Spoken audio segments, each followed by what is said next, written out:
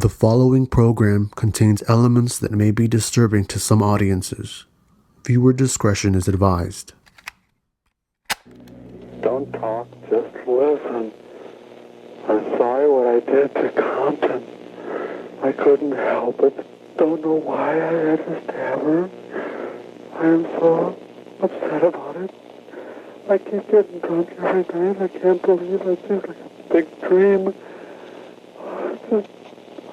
I can't think of being locked up. If I get locked up, I'll kill myself. I'd rather kill myself than get locked up. I'll try not to kill anybody else.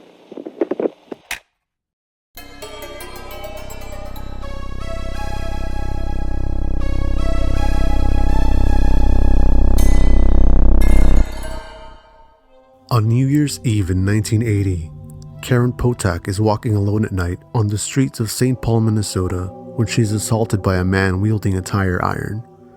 He rapes her and beats her so badly that first responders to the scene think her face has been slashed with a knife. It's after this attack that the police receive the first call. Yes, please, this is an emergency. Please send a squad to Pierce Butler Road, Molenberg Manufacturing Company, machine shop. Please, there's an ambulance too. There's a girl hurt there. Can you tell me what happened to her? Just hurry, she's laying on the ground in the back by the railroad tracks, by the edge here. Hurry. What's the address? I don't know. Who are you? Unbeknownst to police, the voice belongs to 37-year-old janitor Paul Michael Stephani. Stephani grew up in Austin, Minnesota. His stepfather worked as a meat packer, and his mother stayed at home. Although his family was religious and had a good reputation in their community, Stephani had always had a violent streak, and he was even once convicted of aggravated assault. They find Potak's body in a snowbank, precisely where Stephani said it would be. She somehow manages to survive the brutal attack, but her injuries leave her permanently disabled. A year later, the police receive another call. Oh, you find me? I just stabbed somebody with a knife stick. I can't stop myself. I keep killing somebody. Saint Paul police find a woman's dead body near the freeway. She's been stabbed 61 times with an ice pick. Upon inspecting the body, detectives find a locker key that leads them to a Saint Paul bus station. Inside the locker, they find items belonging to 18-year-old Kimberly Compton. She had arrived only a few hours before her murder in Saint Paul from the small town of Pepin, Wisconsin, hoping to start a new life. On the night of her murder, she stops to eat at a diner where she meets Stephani. He offers to show her around the city, but instead drives her to a secluded area near a river where he ends her life. A couple of days after Compton's murder, Stephani calls again. Don't talk, just listen. I'm sorry what I did to Compton. I couldn't help it. Don't know why I had to stab her. The police are able to trace the calls, once to a bar near the bus station and once to a phone booth. Unfortunately, the killer is nowhere to be found in either location by the time police arrive. Police release the phone calls to the public, hoping that someone will recognize the killer. However, the detectives receive few promising leads in the case and make no arrests. The media dubs Stephani the Weepy Voiced Killer. On July 21st, 1982, roughly a year after Compton's murder, Stephani drowns a Roseville, Minnesota resident named Kathleen Greening in a tub in her home. A couple of months later, the body of 40-year-old Barbara Simons is discovered near a riverbank in Minneapolis. She has more than 100 stab wounds, but detectives are unable to find any DNA evidence pointing to the identity of the killer. Once again, the police receive a call. This time, Stephani seems more hysterical than ever. Fire emergency. Please don't talk, just listen. I'm sorry I killed that girl. I stabbed her 40 times.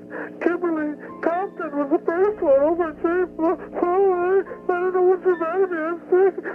I'm going to kill myself, I think. Where are you? If somebody dies with a red shirt on, it's me. I killed both of you. I'm sorry. I'll never make it to heaven. Calm down.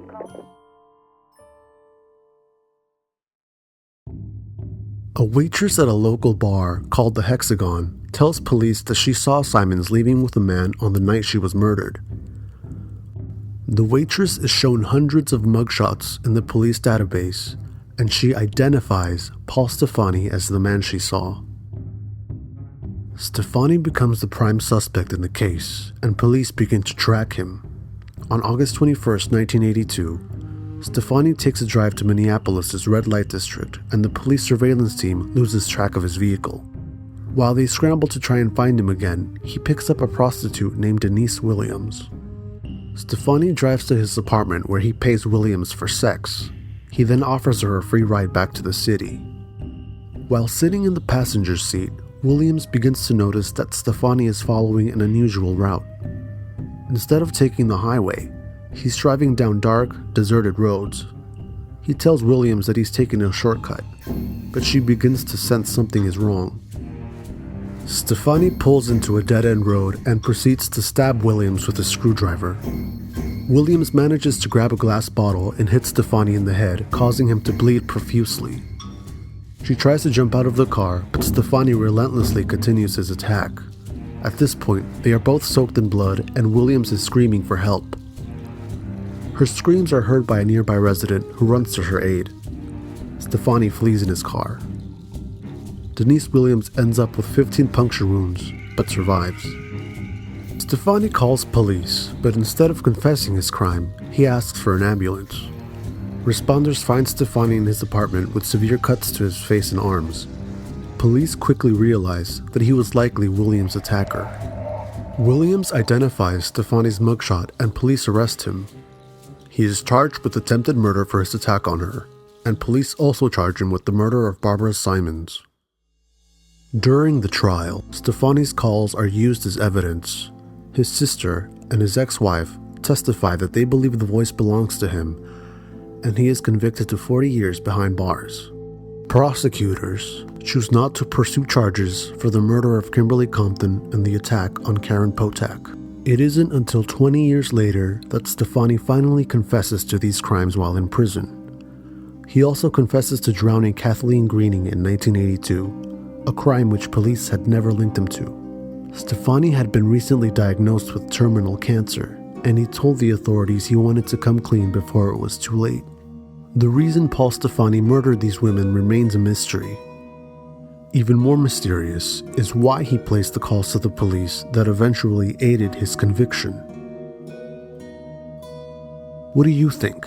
Was Stephani remorseful for the crimes he committed and placing the calls as a cry for help? Was he boasting, or was he just desperate for attention?